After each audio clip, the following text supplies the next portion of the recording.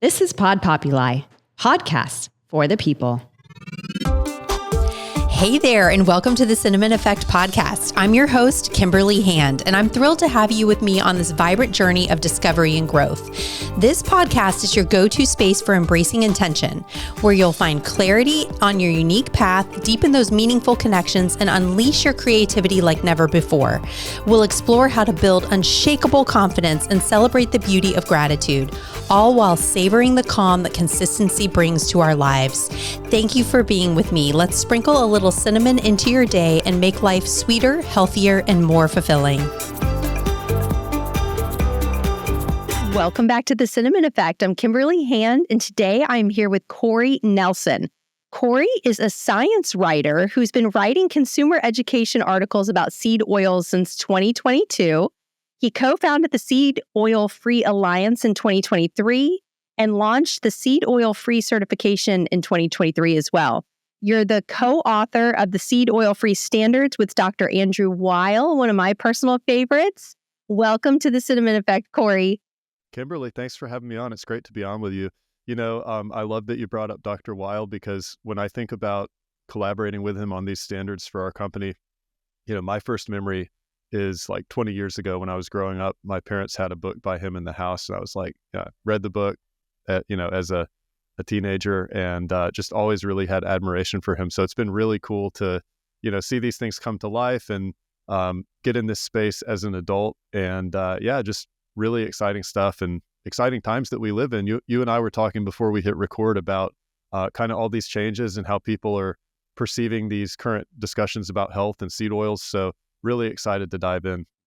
Yes, me too. So I really want to start with, let's break it down. What are seed oils? If you can tell us all about that. The kind of the history of how they've always been detrimental to our health. But then, it's kind of been on the rise, I would say in the last year, of people really discussing this. And along the lines with the MAHA movement, that's brought a lot of that to light as well. So if you want to break it down for the audience who's maybe not as familiar and doesn't understand why they're so bad for us. Sure. And let's start with the definition of a seed oil. And, my goal when we're talking about these things is not to tell people what to think or what to do, but just give them good evidence that they can look into further if they feel like it, kind of start thinking about these issues, because I do think it's an individual decision. I don't think, and that's part of the problem today of how people discuss health, is it's very black and white. It's very, are you on this side or that side? And with something like individual health, it's really important to be empowered to make decisions that are based on evidence and, your personal health goals. But it's, definitionally, we have to understand what a seed oil is to talk about it. So let's start there. Seed oils are liquid edible oils that are extracted from seeds.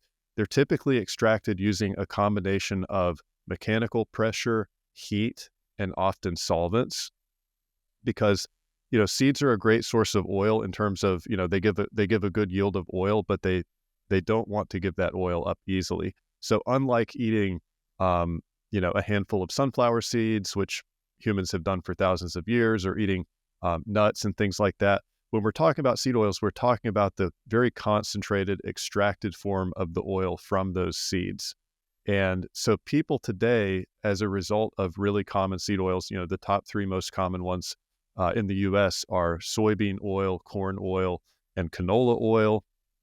I'll give a list of other common seed oils that you'll see, but it's really important to mention that those are the top three, far and away, most common seed oils. The others almost don't even compare by the numbers. So while there are many different seed oils, it's kind of helpful to think about soybean, corn, canola oil as the biggest contributors, because that sort of helps narrow it down in terms of what we're looking for on ingredient labels, what we're talking about, understanding the effects.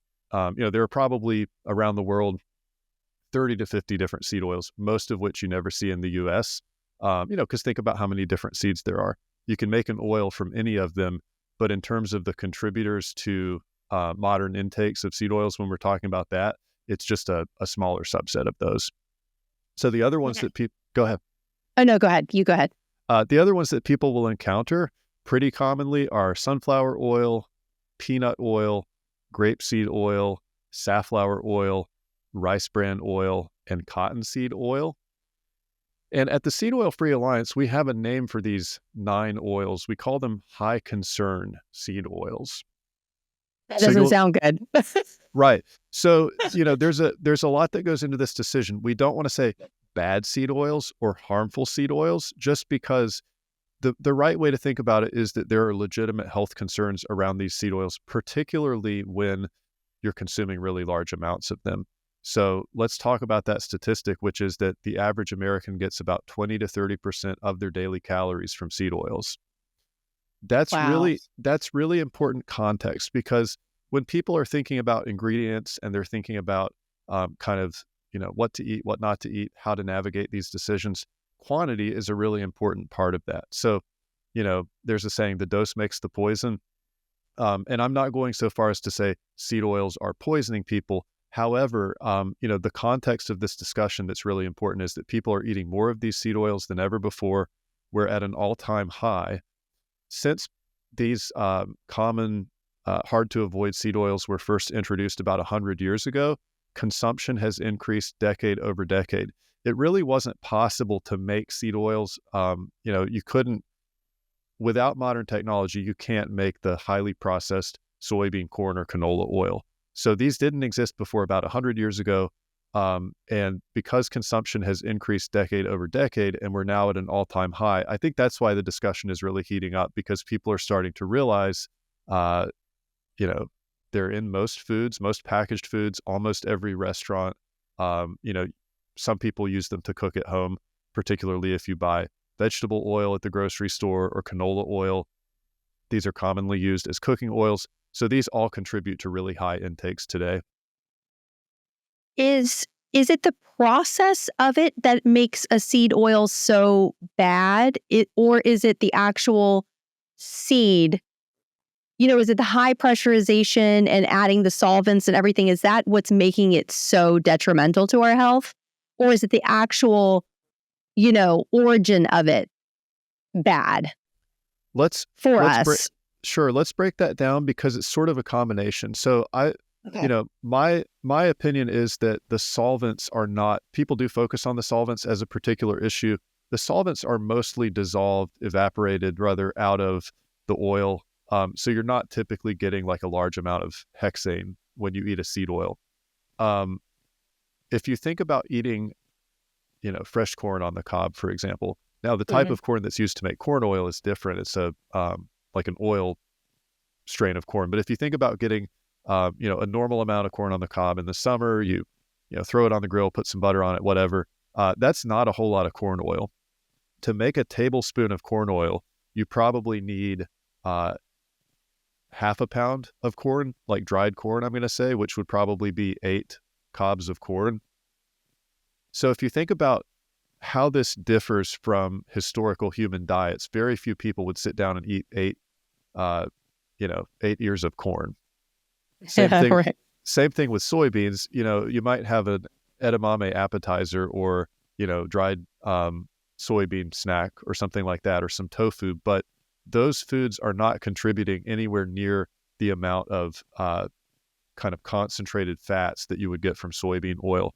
Now, one thing that the processing does, if we're comparing the difference between eating a handful of sunflower seeds or an ear of corn or edamame or a serving of peanuts, the other thing that happens is, because these oils are highly processed, all of the protein, fiber, most of the vitamins, minerals, and micronutrients are stripped away. That's just necessary because to have this clear, golden, kind of consistent oil, there's a really high degree of processing that's needed. So I would compare it, a good way to think about it is, an apple does have some natural sugars in it, but you're getting a lot of other beneficial things in that apple. If you eat a tablespoon of white sugar, which is a little different from the fructose in an apple, but for purposes of comparison, if you eat a tablespoon of white sugar, you're not getting the fiber, you're not getting the vitamin C. That's how we can think about these oils, is just that they're a, sort of source of empty calories is a good way to think about it. Yeah, I think I'm probably, common with other people thinking, okay, yeah, should I avoid that food completely because it's related to the seed oil conversation? So I think you really, cleared that up in my eyes. As far as, this is kind of a side question, as far as sunflower oil, I see that in skincare products occasionally. Should that be avoided as well? Even though we're not consuming it, we're putting it on our skin. Is that maybe processed in a different way? I know it's hard for you to tell because you don't have the actual product, but I am seeing that as like an ingredient in some skincare products. Sure. So there are consumers that want to avoid seed oils in skincare. So I can kind of tell you why they want to avoid it. I think the jury's out really ultimately. Okay. I would not personally buy like skincare products. There's so many out there. You don't have to buy one that has a seed oil in it. One thing that I can tell you is that it doesn't typically enter your bloodstream if you put the seed oil on your skin. It does penetrate into the skin barrier. So it's being incorporated into cell membranes in the skin barrier and the lipid pools that are in the skin barrier. So one concern that people have is because these polyunsaturated fats and omega-6 fats that are in seed oils, if they enter into your skin, people are concerned that it may increase the risk of skin disorders, particularly like related to sun exposure. Oh, and okay. This kind of gets at something that's foundational to the seed oil discussion, is that almost all of these seed oils are high in omega-6 fats, and they're all high in polyunsaturated fats. So that's the biggest shift dietarily. Somebody that's getting a really large intake of seed oils is consuming a much higher amount of omega-6 fats than people did in the past, really at any point in history, just because these modern seed oils didn't exist until recently. Now, when we kind of briefly go back to thinking about putting it on our skin, I have to say, I don't think, if we stipulate that eating seed oils could be harmful in some situations, I think it's just less certain in terms of what happens when you put it on your skin. I think the important takeaway is it's not entering into your bloodstream in a significant quantity, possibly not at all. So those effects would be more local. Mm-hmm. And, I would say too, this is something where, some people may find some benefits. There are some studies that show some benefits to putting omega-6 fats on your skin, like in people that have eczema. There could actually be a local deficiency of omega-6 fats in the skin. And that would imply some other mechanism. It's not that people aren't eating enough omega-6 fats, but if you have really like dry, scaly skin, potentially putting some sunflower oil on there may actually help. So I don't want to steer people away from something that could work, but I also want to respect that, people making these decisions, thinking about what they want to put on their skin. If they don't want to experiment, they don't want to take the risk with seed oils, that's fine too. Yeah, that's kind of where I'm at. Like, really, really diving into the ingredients in the foods I'm eating, the things I'm putting on my skin, and would I choose something that has a seed oil in it, or would I move on to something different? So, when you said the consumption of seed oils is going up 20 to 30%, we're eating 20 to 30% more? Are we doing that collectively as eating more processed foods? Is it that we're dining out more? Like, how are we? Is it just kind of all around us, basically, and kind of hard to avoid? Sure, it's both. And just to be clear, it's not a 20 to 30% increase. It's actually 20 to 30% of overall daily calories today. Oh, overall calories. Yeah, okay, thanks. It's a massive amount. And the overall, the increase occurred all during the 20th century to reach this current point that we're at today. So sure, it's packaged foods, it's restaurants. Sometimes it's places that people don't expect them, like mayonnaise, salad dressings, sauces, condiments. Those are fairly concentrated sources of seed oils. So if somebody goes to eat at a fast food restaurant, they're getting a pretty good amount of seed oils from the fries. But when you go through 2 or 3 of those dipping sauce containers, that's really increasing your intake. Oh yeah, that's one thing I've been really looking at my my salad dressings, because here you think you're eating a healthy salad and then you're dumping dressing with seed oil on it. So it's Right. crazy. I one brand I like, just to give a shout out, and I definitely want to get your brands because of your seed oil free certification.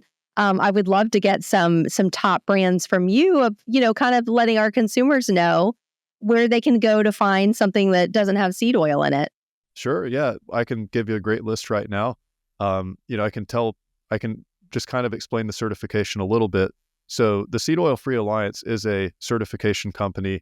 A lot of consumers don't necessarily know what that means, but they're probably familiar with companies or organizations like the Non-GMO Project, gluten-free certification, USDA organic.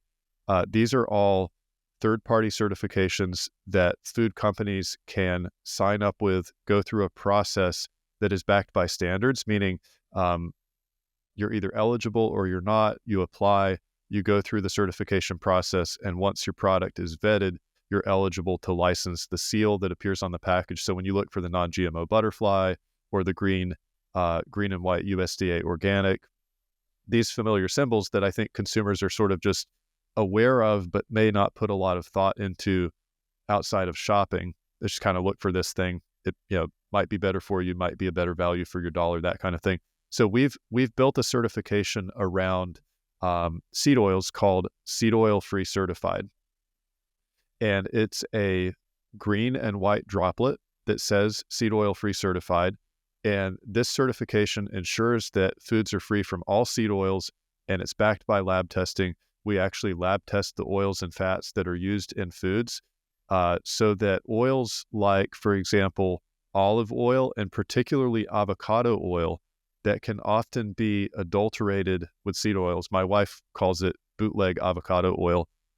So these are sources of hidden seed oils that we can vet as a company. So when consumers see our Seed Oil Free Certified seal, that's a signal that this company is held to a higher standard of accountability and transparency. And it also just makes it easier to identify foods that are actually seed oil free instead of looking at 10 different products to try to figure out which one might be. So in the avocado, in the bootleg avocado oil, does it say anywhere on the label that there is a seed oil in there? It doesn't. And so it doesn't. Last year, the Washington Post published an expose on this that was based on research done at the University of California, Davis. And they found that up to 69% of avocado oil may be adulterated with seed oils. So that's careful wording, meaning that there is some uncertainty as to, this one looks adulterated, it may or may not be. What we've found in our testing is actually that on the wholesale side, meaning food companies that are making food, they buy the avocado oil, they use it in their recipe. We've found that stat is closer to 90 to 95% of wholesale avocado oil is adulterated with seed oils. Now, the interesting thing is that the companies that are making the food, like the packaged food that you can buy in a grocery store, they're generally not aware of this issue. They're not the ones that are mixing the seed oil in with the avocado oil. It's happening somewhere upstream in the supply chain. We're not we don't want to go after scary criminals that do that kind of thing. We work directly with the company. We run a test. We tell them if it's not eligible, we help them find an eligible wholesale avocado oil that meets their needs and they can still get certified. But it's really quite surprising and it's disappointing. And, there have been some lawsuits over this, like companies have, not involving us, but companies have been sued for selling, adulterated avocado oil. It's a really messy situation, and it's a challenge for people that want to avoid seed oils. Yeah, you really think that you're doing the right thing. And I'm thinking of all these products that I buy at the grocery store that say, avocado oil, whether it's a dressing or a seaweed snack or something like that. And it could very well not be. Is the seed oil certified, seed oil free certified logo already on goods right now? Or is it in process? Okay. It is. Yeah. And I'm going to give you a list since you had asked. I'm going to give you a list. So we've certified over 40 companies at this point. Okay. And so there are over 100 distinct products that we've certified across those 40 companies. Not every company has printed the seal on the package yet. Okay. But it is in grocery stores nationwide, including Costco, Sam's Club, Walmart, Sprouts, Whole Foods, Fresh Market, GNC, and CVS. And, also these companies that I'm about to mention, I believe all of them do have like a direct to consumer. So you can go to the website or, even go to Amazon and find some of these products. So we have certified Good Ranchers seed oil free, gluten-free chicken nuggets made with avocado oil that we have tested. So that's important. We've certified a brand called Habiza hummus, which is a traditional Lebanese family hummus recipe without the seed oils. Love that, because hummus is a bad offender of seed oils. And I just went to the store the other day. I won't say what store, but I was trying to find one that was seed oil free, and I didn't. I left without hummus. Right. And it's funny because the founder of Habiza said, his grandmother didn't use seed oils. So like he feels it would be wrong to use seed oils in her recipe. I love that. Yep. There's True Bar, which is a plant-based protein bar. This is a really cool company. Their flavors are great, and they actually reformulated. So they were using some small amounts of seed oils in certain products, which is common. And they applied for our certification. We told them the changes they had to make. They made that change, and they're available in many different places. Like Costco is a great place to buy them. They're also in Sam's Club. So True Bar, we've certified Stars and Honey collagen bars, Daily Crunch sprouted nut snacks. Everybody Eating is a company we've certified that makes allergen-free snacks, crisps, and cookies, and they're also seed oil-free, of course. Artisan Tropic makes plantain and cassava chips, and we've certified them. Grazely makes what are called wild game chips. So these are sort of like reimagined organ meats. Like they have a bison heart chip. It's very tasty and crunchy, and it's sort of similar to beef jerky, but really nutrient dense because they are made from organ meats. So interesting. I haven't heard of that, like a chip. It sounds interesting to me. But whereas I'm not like so much into the organ meat, but maybe something like that I could get behind. It's like more like a potato chip. It's a really cool brand. They're doing great. Grazly, Grazely. We've certified Beefy's own tallow potato chips. And anyone that's kind of curious about tallow or hasn't tried something made with tallow yet, highly recommend Beefy's own. They are, just 3 ingredients in their main chip, which is potatoes, tallow, and salt. And the flavor difference is unbelievable. The texture is great. Love Beefy's own. We've also I'm so excited to try these because the beef tallow can some tallow be tainted as well? Or we test it. So it's some of these other fats that are like lower risk of adulteration, like tallow, coconut oil, or even butter or ghee. We test all of them because there's never zero chance that it could happen. I would say it definitely is less common than avocado oil, probably less common than olive oil. But, the reasons that this adulteration fraud happens, there's really kind of, it's about cost. So in the case of avocado oil, it's a really high demand ingredient, which increases the price. Then there are these issues like drought and supply chain problems. So at some point in the supply chain, someone who's dishonest says, we don't have enough avocado oil and we want to sell it more cheaply. So they start adding the seed oil to it. With something like tallow, which is solid at room temperature, you couldn't just add soybean oil or sunflower oil to it because it would be kind of evident from looking at it. There are other, someone could add like a hydrogenated seed oil to it, which would show up in our testing. We've not yet identified like an adulterated tallow sample, but it could happen. Yeah. Okay. So we've got pecana milk for people that like plant-based milks, seed and shell pistachio butter. And just to be clear, that is a nut, but it doesn't have any added seed oils. Okay. I like pistachio butter.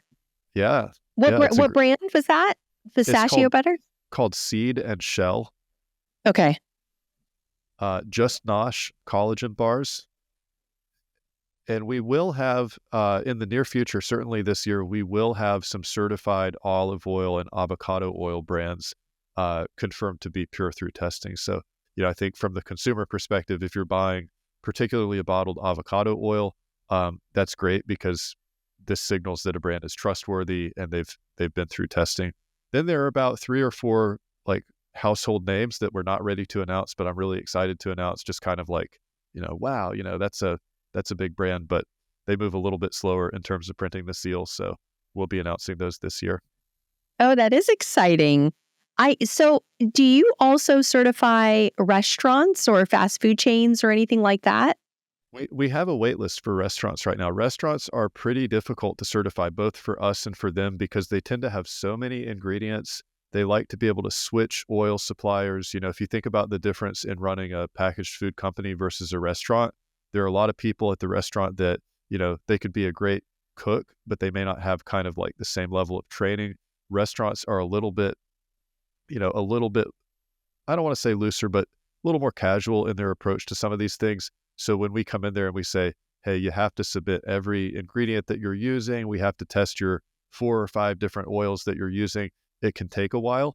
I think, I think third-party certification in food service is really important, but it's just not really at the moment what people have expected from restaurants. So as this movement continues to grow, and particularly as people are kind of questioning some of these things around adulterated oils and hidden seed oils, I think that there is value for the certification in restaurants. But like I said, wait list at the moment. So any restaurant owners that are interested can certainly talk to us. Yeah. Now, True Food Kitchen is seed oil free, correct?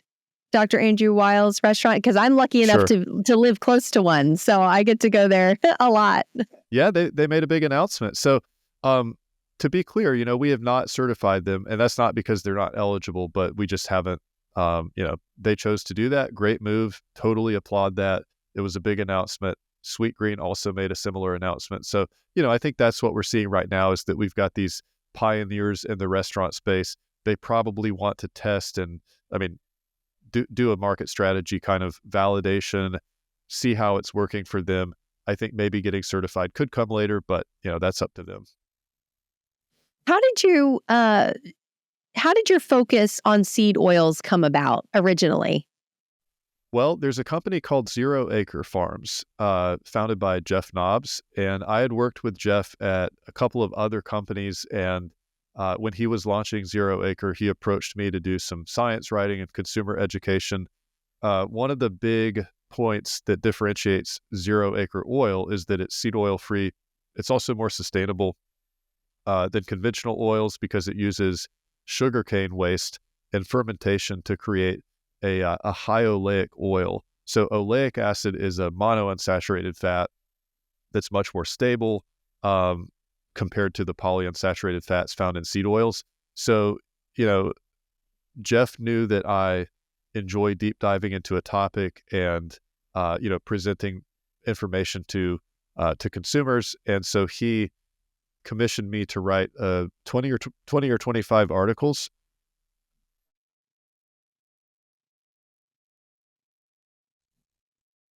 Sorry about that. Can you hear me now? Yeah. So Jeff commissioned me to write 20 or 25 articles. And, I love doing this. I love learning and kind of looking at the available evidence. And that was in 2022. We published those articles on the Zero Acre blog. And this was kind of before the issue got really popular.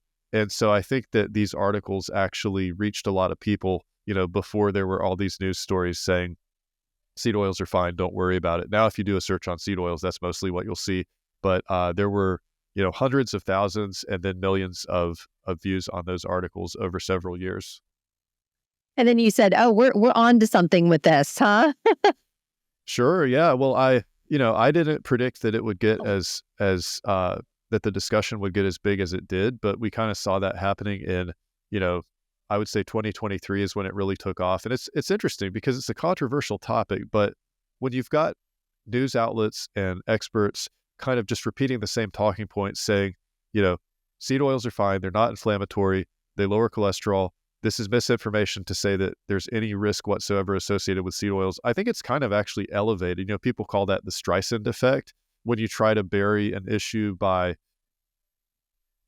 damage control and talking about it. It just kind of makes people think about it more. So Yeah. I think these people defending seed oils are kind of perpetuating the discussion and the controversy, and that's fine. But I think it's important that people read between the lines and understand that there is a lot of industry funding going into these discussions. I mean, it's public relations, and it's people with professional ties to organizations that have a vested interest in promoting and perpetuating the consumption of seed oils. And someone could say that I have a vested interest in seed oil free products or promoting the idea that seed oils might not be good for you. But fine, let's let people think for themselves, though. Yeah, absolutely. How has the RFK Junior Maha movement affected your mission and what you are doing? Well, the politicization of the issue, really didn't start with RFK. About 2 years ago, Rolling Stone published an article that said, "Why is the right wing obsessed with seed oils?" I don't know that the right wing at the time was obsessed with seed oils. I feel like politicizing it is also a way to try to get people to dismiss it. If half the country isn't right wing or whatever, then it's like a way to say, hey, this is just some fringe right wing thing. In terms of RFK, he's got an interesting track record of kind of making a lot of people angry, whether it's like environmental issues, other issues, that he talks about. So I think it's made the seed oil discussion like a bit more controversial, really, having RFK take positions on it.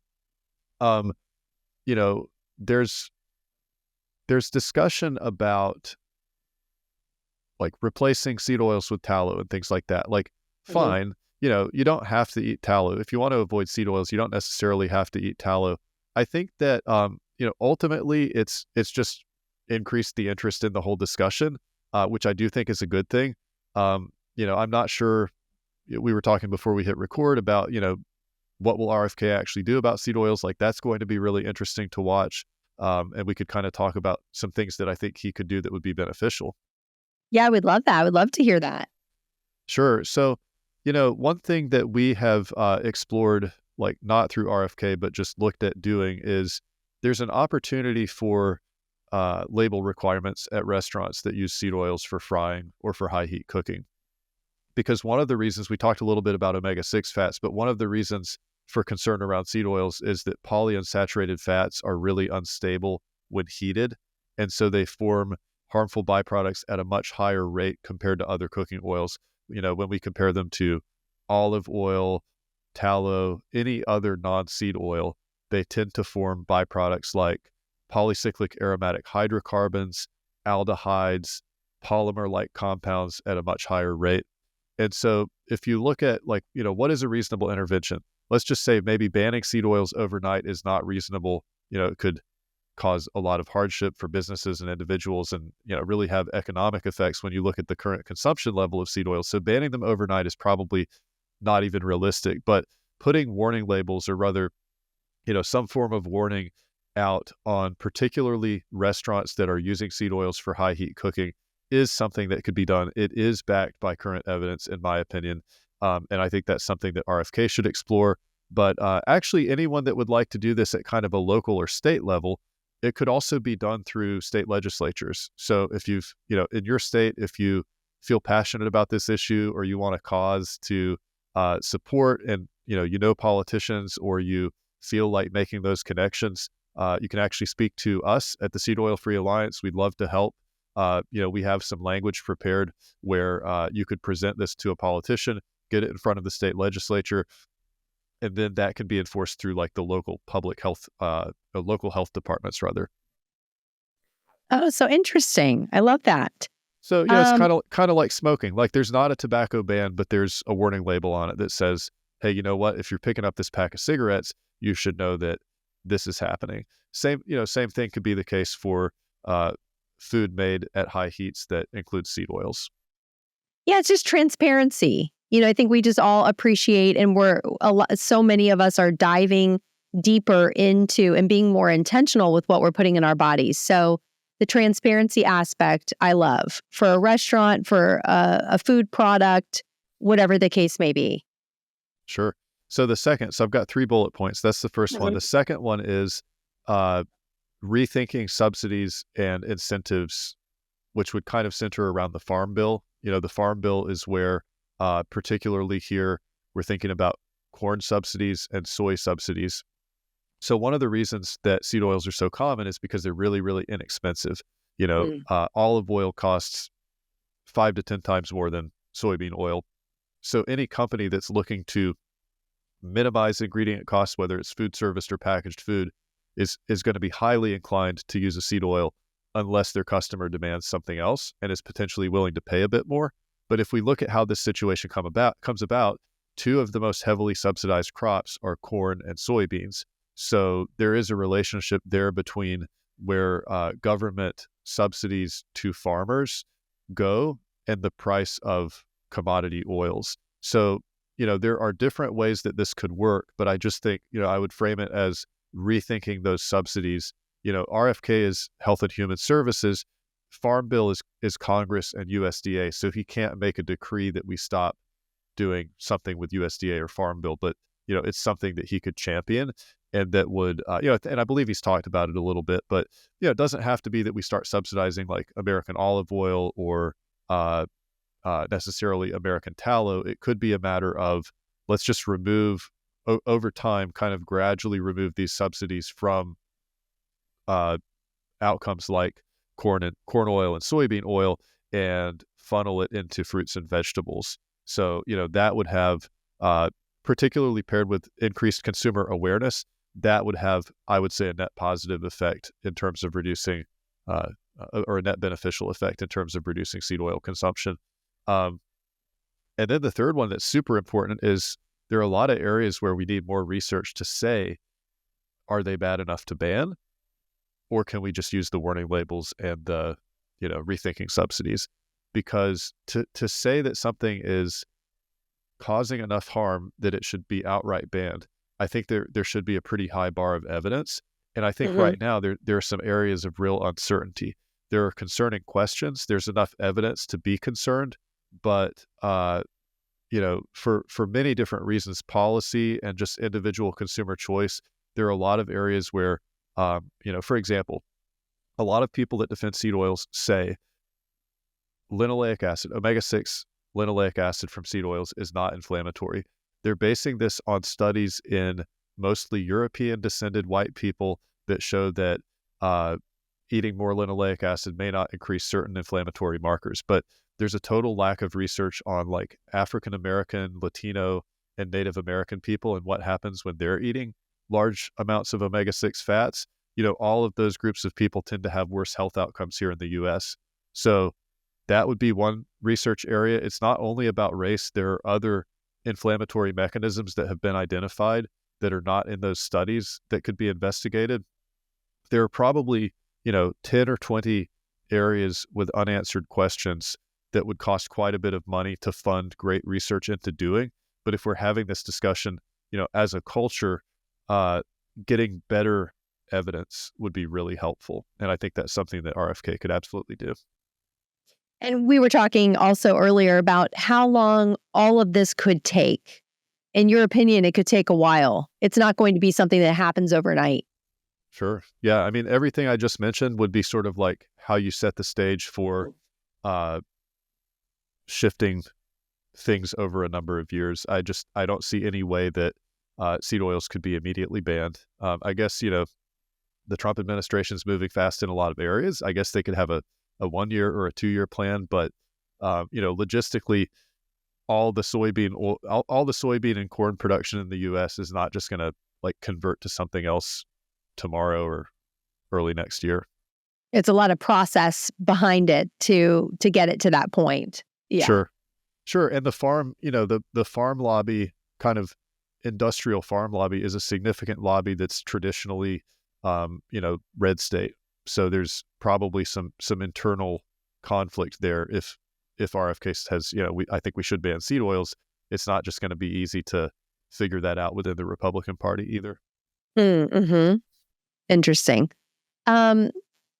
You are a dad of 2 kids, and are you guys completely seed oil free in your home? Do you dine out? Do you go to places like if you are dining out, do you ask them to saute your food in butter? I want to know like real life practicality of how you are addressing this like within your own family. Sure. So we do cook 100% seed oil free at home. Okay. We tend to eat at home a lot more than eating out, partly because of the seed oil issue, and also just like, I mean, the quality of like, when we eat out, let me just say this, it's mostly to give the family a break from like cooking and cleaning up. And when I say the family, I mean mostly my wife, because she does a ton of work with that, and I'm so grateful to her. I do more of the cleanup. She's the genius in the kitchen. But yeah, so like, it's fairly easy to cook seed oil free at home. Similarly, when we're buying products, we avoid seed oils pretty much all of the time. There can be, if you look at the order of the ingredients, a lot of people probably know this, but if there are 8 ingredients, the last ingredient on the label is the one that's in there in the lowest quantity. So if you see like, ice cream, it's milk, cream, fruit, sugar, salt, and then there's like soybean oil listed there. You can look at the amount of sodium, and if it's got 50 milligrams of sodium per serving, you're getting a really tiny amount of soybean oil because it's a lower amount than the amount of sodium that's in there. Now, given the choice, I would probably just buy the version of this product that doesn't have the soybean oil. Also because that's like voting with your dollar. I want, for me and for the types of foods that I want to buy, I do want these ingredients out of foods. But if someone goes to the grocery store on my behalf, I'm probably not going to go and return that ice cream. I'm just going to eat that small amount of soybean oil, Yeah, pick your battle or eat the lesser of the evils is kind of how I think of it a lot of times. Yeah, and particularly when it's like added inconvenience or like, hurting someone's feelings at Thanksgiving, like, I'm going to eat the dressing that they probably used canola oil to make or whatever. Right. Now eating out is tricky. I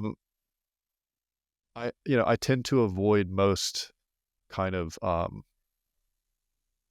low to mid range restaurant, like a Mexican restaurant where you can go and get the unlimited tortilla chips and stuff. Those are 100% cooked in seed oil, and it's, who knows the last time the fryer was changed. It's really oxidized. Like, if I go there, I'm not eating those tortilla chips. Not too worried, hey, the taco may have a little bit of seed oil in it. I'm not too worried about it. Like, at that point, it's more about the experience. If it's like tasty food and I'm having a good time with other people, fine. Some things that you can do, like if you're traveling and you have to eat out, mostly eating, getting grilled meat and vegetables at a restaurant is generally going to give you kind of like the lowest exposure to seed oils. So the difference there is, if I'm just going out to like with friends or family to have a good time, I don't really want to be the person that is special at the table, Right. Because I'm that special person a lot. Yeah. Well, no offense to people, but I'm just saying, like, where I feel like, hey, this is not really a problem. Like, I don't need to detract from the experience or whatever. Now in some cases I might ask a question, like I might say, or I could say like, hey, if you're sauteing this, could you just like not use any oil, or, what oil are you using? But, I mean, everyone, I guess, has the right to go to a restaurant, like bring your own butter or something like that, or ask for a swap. Like, I think that's reasonable. I mean, if I owned a restaurant, I'd be fine with that. So, but yeah, for me, I haven't gotten to the point where I am asking someone to saute it in butter. But I've heard, some of my other friends that are really, cautious about it, they do ask. And so I think, well, maybe I'll work up to doing that, at some point. I'm like you. I feel like I don't want to make a scene, or I don't want to, make anyone feel uncomfortable or whatever. And I'm kind of okay with it. I definitely will, I think, when I go have Mexican, not eat the chips, because I didn't really think about the chips being fried in seed oil. It's a really good point to like avoid that. Sure. So, I guess I would sum it up by saying, like, it's on my mind. It's always a factor in how I'm thinking about it. But, I'm fortunate to be pretty healthy, eat a great diet that's well-rounded and low in seed oils. So, the once in a while that I get some amount of seed oils from food, it's nowhere near that baseline 20 to 30% that a lot of people are getting, and I'm just not too worried about it. But that's in again, that's in the context of most of the time I'm choosing to avoid them. Yeah, absolutely. What are you using beef tallow at home to cook? Or are you using any kind of oil? Yeah, we use olive oil, avocado oil. So the avocado oil that we tend to use is not one that is currently certified by the Seed Oil Free Alliance, but it's one that was tested by UC Davis and found to be pure. Okay. One of only a couple. It's Chosen, a brand that a lot of people have probably heard of. So Yes. that test was done a couple of years ago by the UC Davis group. So there's not updated testing information, which we would love to help them with. But when I've spoken to that company, and the combination of kind of like knowing who's behind it and knowing that there was a test done, and it was one of very few companies that passed that test, to me that's the best choice available to me that I can go get at the store. Mm-hmm. There's another brand too that I would say the same thing about, which just isn't available in my area, and it's called Marianne's Harvest. Okay. So that was also shown to be, shown to be a pure avocado oil by UC Davis. So either of those are great choices for avocado oil. We use olive oil, typically extra virgin olive oil. We don't buy refined olive oil. Avocado oil, plenty of butter. We have been playing with tallow some. It's really fun. I mean, just like setting aside health, it's got great culinary qualities. It's just super tasty. Making fries, or like, again, getting away a little bit from healthy food here, but we made some sourdough donuts that were fried in tallow that were just wow. superb. Yeah. So it's like, if you're going to eat a food like that, you're mostly looking at like, how good is it? How special is it? And tallow is really special for things like that. And let's see. Yeah, those are the main oils. We have a bottle of 0 acre oil in there, which is a great oil choice as well. I love that you're giving us some choices. Chosen Foods, I've definitely used them before, and they have dressings and things as well, don't they? They have a really good mayo. You might be thinking of Primal Kitchen for dressings, which is Well, I do use them. Do you want to drop any information on Primal Kitchen? hope to certify them, and Okay. great company. Mark Sisson has, the original founder of Primal Kitchen, has endorsed our company, so he's on our homepage saying cool stuff about us. Awesome. I like Primal Kitchen a lot. Their buffalo, they have like a buffalo sauce that's like amazing. Yeah, the chicken sauce, that is that what you're thinking of? Yeah. Yeah, I think we got some of that, and it's just like I was like, what is chicken sauce? But then I tried it. It's really good on anything. Yeah, it's so good on anything. That's the thing. Like, I'm gluten-free. I'm trying to be dairy-free. I'm trying to cut out the seed oils. So it's like, where can I get kind of this, guilty pleasure almost in a way, or whatever. But I do really like it. I do really like it. Okay, one question. You said you have your desk outside 3/4 of the year. I love that. How are you? That's just on a personal note. You actually have your desk outside, or are you sitting at like a table you have outside to work? Yeah, what are you doing? So I have a table outside that, you have to have a canopy to have a computer outside. You have to have something to keep the sun off, or like, it can just kind of drizzle unpredictably. You don't want your computer to overheat or get wet. What I started doing, I think I started doing this about 6 or 7 years ago, is just, bring a desk or a table outside.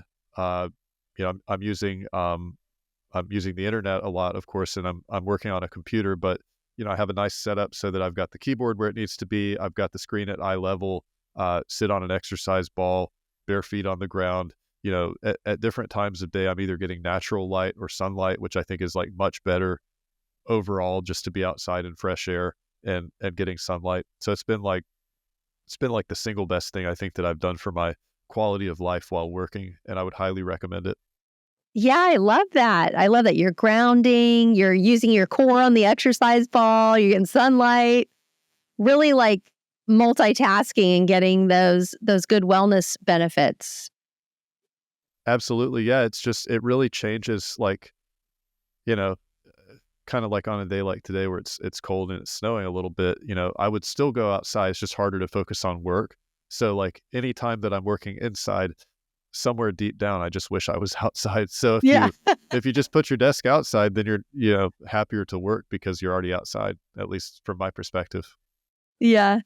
What other wellness things do you do, on a daily basis, part of your routine? Yeah, so a lot of it is about kind of light, natural light, getting as much natural light as possible, going outside for sunrise or morning sun. Again, trying to work outside. On a day where I'm working inside, I'm not using like harsh lighting. Um, and, especially after dark, like we'll all turn on circadian friendly lighting, like, red lights, yellow lights, things like that, not the harsh, blue light and kind of high frequency lights like that, Yeah. unfortunately a lot of people tend to use that disrupt melatonin and delay your sleep phase. We, try to minimize device usage while not working, but like if I'm using my phone after dark, it's got a little red filter on it, like a software filter. There are 3 or 4 out there. On an Oh, really? Yeah, on an iPhone, you could just look up how to turn on night mode, and you want kind of like the deepest red because the blues at the high energy end of the visible spectrum, the blues tend to reduce your melatonin production and keep you awake, and the reds don't have that effect as much. So it's like, I want to get bright, natural light during the day, and I want to get dim, kind of almost like firelight quality, without, with little kids, candles aren't safe and things like that. But, Yeah, yeah. using red lights that are not going to keep us awake.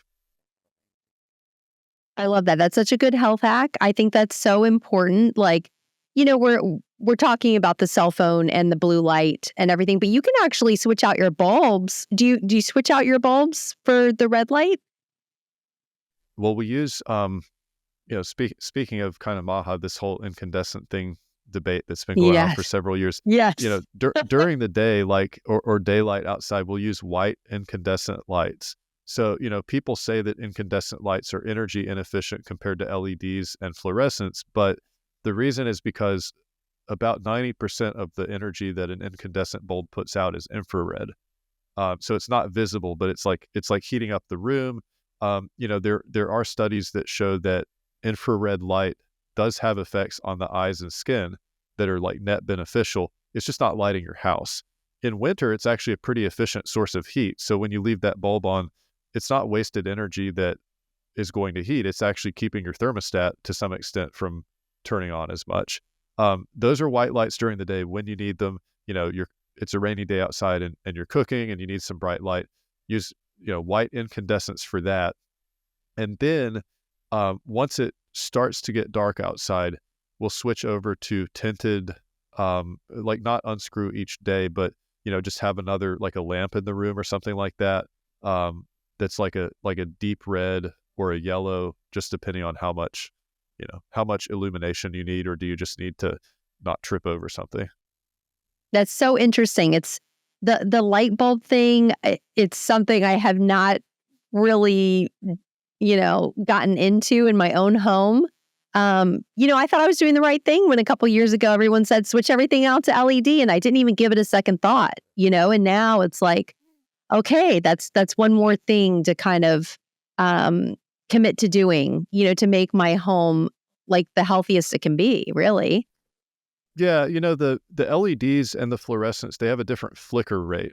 And so some people experience headaches and, other symptoms like that. I don't really have that issue, but, the curve on an incandescent bulb is like nice and smooth, and then it's got that higher peak of infrared. If you look at a spectrograph reading for the sun and you compare it to an incandescent bulb, they're not that different. The incandescent bulb actually has a little bit less blue light than the sun. If you look at the spectrograph reading for an LED, or like, I know that there are different hues of LEDs and Mhm. fluorescent bulbs, but if you look at kind of the standard spectrograph, it's got a really big peak in the blue, and then it just tapers off. So, personally, I don't think that's great. I don't think it's good for your eyes or skin or sleep. So, I think there's really interesting evidence around this. I recommend people look into it. And you can also kind of go off how you feel to some extent. Like, because the incandescent bulb is using gas and electricity, there's much less flicker, whereas the LED tends to have a chip in it, so it can flicker, 2,000 to 10,000 times per second.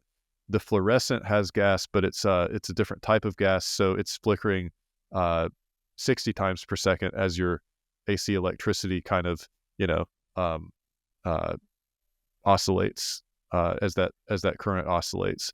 And just, it's less natural. It's Yeah. kind of a new thing. Some people seem to respond poorly to it. I can't think it's like a net positive for anyone. Yeah, that flicker can be good. I saw like kind of a slow motion of like showing it flicker. I don't know. I just feel like if I'm watching a movie and there's like a lot of flickering light, it really bothers me. So I'm like, oh my gosh, what am I doing to myself? Like with this constant flicker at home, Yeah, the Luckily, other I have a lot of natural light in my house as well. So I do. If I don't have to have a light on, I don't have a light on, you know? Yeah, and I was going to say too, since you mentioned like watching a TV or something, if you're doing that after dark, you can get blue blockers. There are a lot of different companies that make them. They have to be the kind that has kind of a noticeable yellow or orange tint. The Okay. the so-called blue blockers that are completely clear don't really do much. But if if you want to relax and watch a movie and it happens to be dark outside, you can cover up your eyes to filter out the harshest parts of the blue light spectrum using blue blockers, so that you don't have Is to it, like. is that like the brand Blue Blocker? Or is there a brand that you recommend? I'm trying to think if there's a brand I recommend. I think that there are probably 5 or 6 out there that have different styles, prices. It's all kind of the same technology. Any, Hmm. any brand that has a noticeable orange tint to it. There are some that are like really inexpensive that people could look at just trying, that a lot of people wouldn't want to wear out of the house because they're like safety glasses, like wraparound Yes. safety glasses. So if somebody just wanted to try it, there's the Uvex, UVEX, SKYPER, Skyper, SCT Orange. That does a great job of blocking those blue frequencies. It's like probably $10. So if you just want to try it, keep a spare pair around the house, like when you want to grab them or by the bedside or something. They're totally adequate for that. There's a DeWalt. I'm not going to be able to figure out the like code of it, but or like the full name of it. But there's a deep red DeWalt laser enhancement glasses that are like, they block out everything except red light. I sometimes, if I'm like in a hotel or something and I have to go right before bed and go out to the car or something like that, I'll put on these deep red glasses. I would only use those for like maybe an hour before bed, because you actually probably want a little bit less blocking. Like if you're putting them on at dark, I don't think you want to block out everything but the deep red. And yeah, just in terms of fashion and price, you could probably spend anywhere from $30 to $300 and get some blue blockers that look good and do what they need to do. Just yeah. Yeah. Corey, you're such a wealth of information. I feel like I could talk to you forever about all this stuff. Thank you. It was so much fun to have you on today. So just to wrap up, I want to ask you a question. Since this is a cinnamon effect and I use cinnamon as what I think we add to life to make it better, sweeter, healthier, more fulfilling, I want to know what you add to your life to do that. Well, I like to, actually because I kind of feel like I have 2 answers, so you may want to edit this part, but I was going to say, I don't know. I feel like for me, like the answer that would match with what you were looking for would probably be like time with my kids. But I kind of wanted to say that like one of my other responses that I gave on your form had to do with, wanting to solve problems and like offer value to people. So those are my 2 answers. Spending time with my kids is super important, and both under 4 years old. And it's just amazing, watching a person develop in that way and kind of come into their own personality. And that's really the highlight of my day most days, is like, even if I'm really busy or, not having a great day or something like that, it's just like totally makes it all worthwhile. But the other thing that makes my days worthwhile is that I really seek to do things that solve problems for other people, and hard problems to solve, things that people struggle with, and create value in that way. Because I think that when we do that, with our work or wherever we can in our lives, I think it really comes back to us. And there's, creating value for other people is a great way to make a living. I love that. Corey Nelson, you created a lot of value for me, I know, today, and I can't wait for my audience to hear it. You really cleared up so much about the seed oil conversation. So I really appreciate you being here with me today. Thank you so much. Thank you very much. And quick question, would you like me to plug on like site and social, or you probably have what you would need in the form?